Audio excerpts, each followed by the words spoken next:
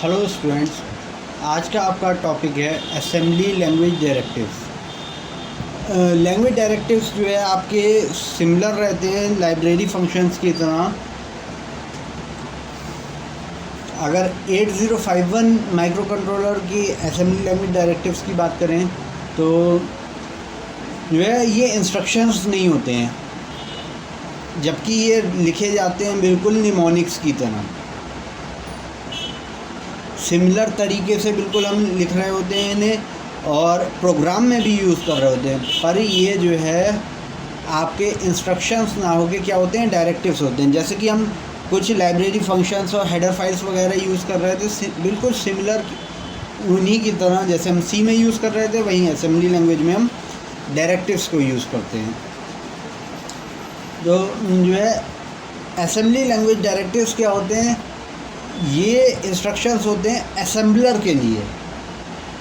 जैसे प्रोग्राम के इंस्ट्रक्शन है वो प्रोग्राम को रन करने के लिए हैं, जबकि असेंबली लैंग्वेज डायरेक्टिव्स जो हैं वो असेंबलर के लिए जो है इंस्ट्रक्शंस हैं, जो हेल्प करते हैं प्रोसेस में, जो है प्रोग्राम को एग्जीक्यूट करने में, और जो असेंबलिंग होती है उसकी प्रोग्राम को इकट्ठा करते हैं उसमें हेल्प करते हैं। और जो असेंबली लैंग्वेज डायरेक्टिव्स होते हैं इनका कोई इफ़ेक्ट नहीं होता माइक्रो कंट्रोलर मेमोरी पे एक्सेप्ट डीबी या डीडब्ल्यू डायरेक्टिव्स के। ये दो तरह के डायरेक्टिव्स हैं आपके, डीबी और डीडब्ल्यू। तो जो ये डायरेक्टिव्स हैं ये क्या है, असेंबलर के प्रोग्राम के डिपेंडेंट है। और असेंबलर स्टेट कंट्रोल के लिए बात करें तो तीन तरह के डायरेक्टिव्स यूज़ होते हैं। ORG ओरिजिन के लिए, END एंड के लिए, जो हम एंड ऑफ प्रोग्राम के लिए यूज़ करते हैं, यूजिंग बीच में कहीं यूज़ किया जा रहा है। सिंबल डेफिनीशंस आपके सेगमेंट, EQ, सेट, डेटा, आई डेटा, एक्स डेटा। आई डेटा इंटरनल डेटा के लिए हो गया, एक्स डेटा एक्सटर्नल डेटा के लिए हो गया, बिट या कोड। और स्टोरेज इनिशियलाइजेशन के लिए DS, DBIT, DB या DW यूज़ किए जाते हैं। प्रोग्राम की लिंकिंग, जो पूरा प्रोग्राम है उसको आपस में बाइंड करने के लिए पब्लिक, एक्सटर्न, नेम ये यूज़ किए जाते हैं। सेगमेंट सिलेक्शन के लिए R segment, C segment, D segment, I segment, B segment या फिर X सेगमेंट।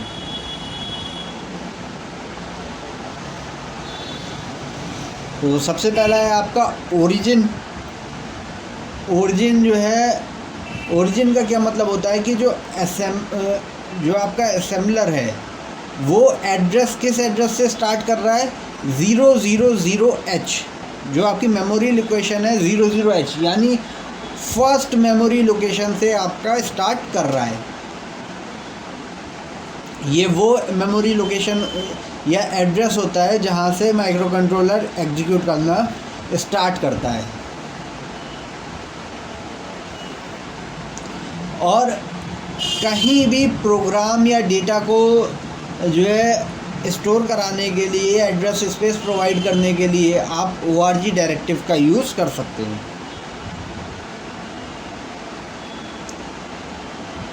नेक्स्ट है आपका एग्ज़ाम्पल, किस तरीके से ORG का यूज़ कर रहे हैं।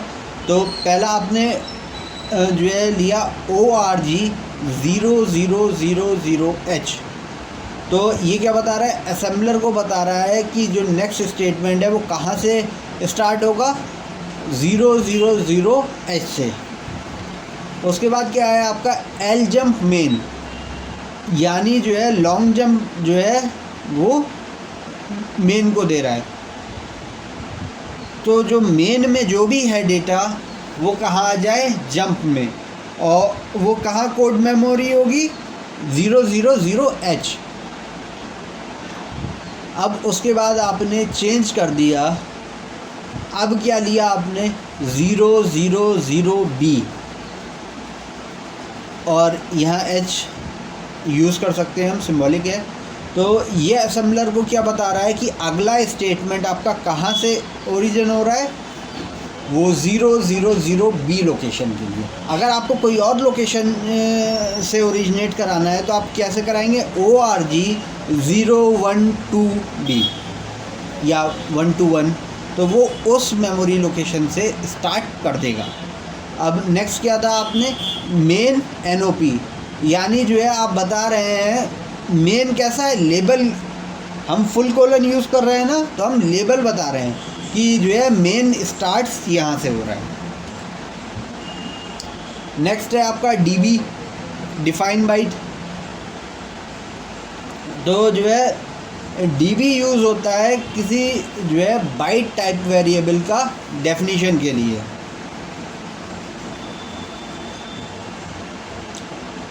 तो जो है कौन से डेटा टाइप हो सकते हैं, डेसिमल वैल्यूज़ हो सकती हैं, बाइनरी हो सकती हैं, हेक्साडेसिमल हो सकती हैं, और एस्काई वैल्यूज़ हो सकती हैं, जो अमेरिकन स्टैंडर्ड है तो उसकी।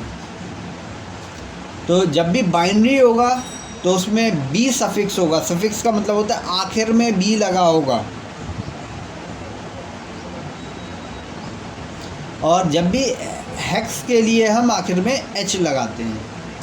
और जब एस्काई कैरेक्टर्स देते हैं तो हम क्या करते हैं, सिंगल कोटेशन मार्क्स के बीच स्ट्रिंग पूरी प्रिंट करा रहे होते हैं। कैसे कर रहे होते हैं, आपने ओरिजिन करा ORG 0000H, यानी यहाँ से आपका ओरिजिन हो रहा था, और सबसे पहली वैल्यू है DB10, कुछ भी नहीं दे रखा है। तो इसका क्या मतलब हुआ है, जो डिफाइन बाइट है वो 10 वैल्यू है। कैसी वैल्यू है, डेसिमल की है। वो स्टोर कहाँ हो रही है, 000H। नेक्स्ट आपका DB30H, ये क्या मतलब हुआ कि डिफाइन बाइट 30 कैसी है, H लगाए तो हेक्साडेसिमल वैल्यू है, और स्टोर कहाँ होगा, 000H पे आपने एक डेसिमल वैल्यू स्टोर करा रखी थी, तो आप नेक्स्ट वैल्यू पे चले गए 0001H। ठीक है। नेक्स्ट है आपका DB स्ट्रिंग। तो स्ट्रिंग आपकी कितने की है, STRING, यानी 6 लेटर्स की। तो स्ट्रिंग आपकी स्टोर होगी 0002H से लेके 0007H तक, यानी वो 6 स्पेसिस को ले रही है। ठीक है। नेक्स्ट है आपका DB 00001111B। तो इसमें आपका क्या है कि डिफाइन बाइट कर रहा है 00001111 बाइनरी वैल्यू, और आपकी पिछली वाली जो लोकेशन थी जहां आपने डिफाइन बाइट करी थी वो 7 थी, तो ये वाली स्टोर होगी आपकी 8 पर। और बाइनरी इसका इक्विवेलेंट डेसिमल आपका कितना होगा, वो होगा आपका 15। अब है नेक्स्ट वैल्यू आपकी DB1234। आपने 4 वैल्यू का हेक्साडेसिमल दे रखा है, पर वो क्या कर रहा है, डिफाइन बाइट कितना कर रहा है, 34 हेक्स। क्यों, क्योंकि यहाँ पर केवल 2 लोअर बाइट्स ही एक्सेप्टेबल हैं, और ये स्टोर आप कहाँ होंगी, 8 तक स्टोर हो गया है, तो आपका 9 में स्टोर होगा।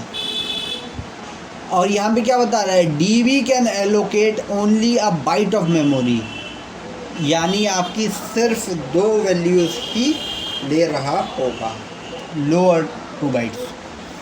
नेक्स्ट है आपका डिफाइन वर्ड। तो जो डिफाइन वर्ड होता है ये एक ऐसा डायरेक्टिव है जिसमें 16 बिट डेटा इन अ प्रोग्राम स्टोर करा सकते हैं।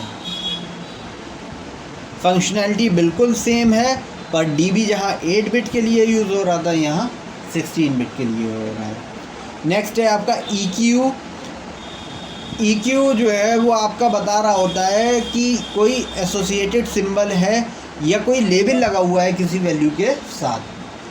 एग्ज़ाम्पल TMP EQ #30, यानी जो वैल्यू 30 है वो किसे असाइन कर दिया जाए, जो TMP नेम का है। इक्वेट क्या कर रहा है, उतनी वैल्यू दे रहा है।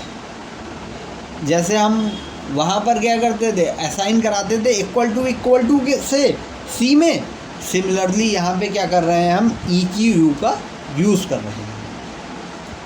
और TMP कोई टेम्प्रेरी लोकेशन हो गई।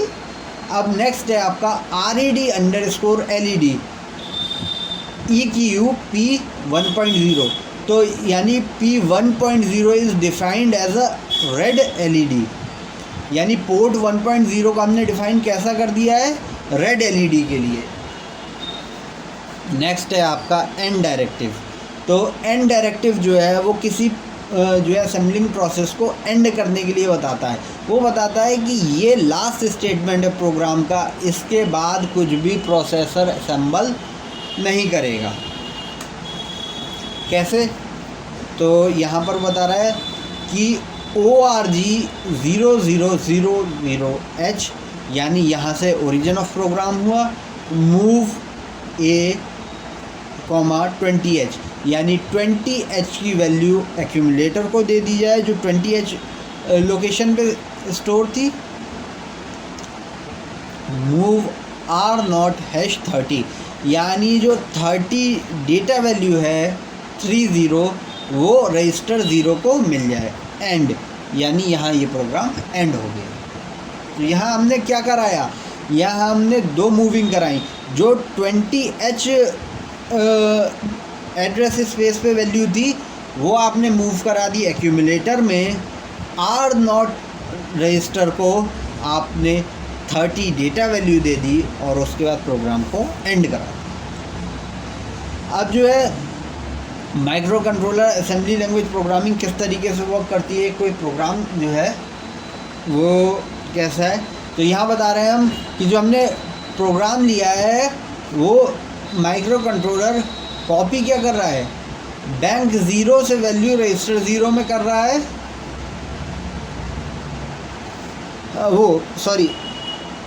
बैंक 0 से बैंक 3 तक की वैल्यू वो रजिस्टर 0 में कॉपी कर रहा है। कैसे कर रहा है वो देखते हैं। ओरिजिन 00H, चाहे वो 4 बार 0 लिखें चाहे 2 बार, वो लोकेशन क्या बता रही है, वो स्टार्टिंग 00H से बता रहा है। और 00 या 0000H वो फर्स्ट मेमोरी लोकेशन की बात कर रहा होता है। यहाँ पे आपने क्या बताया, पहला मूव R0#33H, यानी एक हेक्साडेसिमल वैल्यू जो कि 33 नहीं है, 33 है हेक्साडेसिमल में, क्योंकि H लगा है। ये कहाँ मूव हो रही है, ये R0 में मूव हो रही है, रजिस्टर बैंक 0 में, वो रजिस्टर 0 में। अब रजिस्टर 0 की वैल्यू हम कहाँ करा रहे हैं, मूव एक्यूमुलेटर में, मूव A, R0, यानी जो R0 में आपने वैल्यू थी, कौन सी वैल्यू, डेटा वैल्यू 33 हेक्साडेसिमल, वो अब कहाँ मूव हो गई, एक्यूमुलेटर में। अब आपने क्या करा, सेट B PSW3, जो आपने प्रोग्राम स्टेटस वर्ड जो है जो थर्ड था उसको आपने सेट B कर दिया, यानी सेट कर दिया 1 में। उसके बाद आपने क्या करा, set B program status word .4, यानी प्रोग्राम स्टेटस वर्ड 4 था उसे भी सेट कर दिया, यानी दोनों वैल्यू जो है प्रोग्राम स्टेटस वर्ड थर्ड की और प्रोग्राम स्टेटस वर्ड 4 की वैल्यू 1 हो गई है। अब आपने क्या करा, मूव R0, A, एक्यूमुलेटर में जो भी वैल्यू थी वो वापस आपने R0 में करा दी मूव, और उसके बाद प्रोग्राम को एंड करा। तो ये आपका एक जो है प्रोग्राम का एग्जाम्पल लिया हमने। यहीं पे हमारी क्लास ख़त्म होती है। नेक्स्ट टॉपिक अब हम नेक्स्ट क्लास में डिस्कस करेंगे। Thank you class.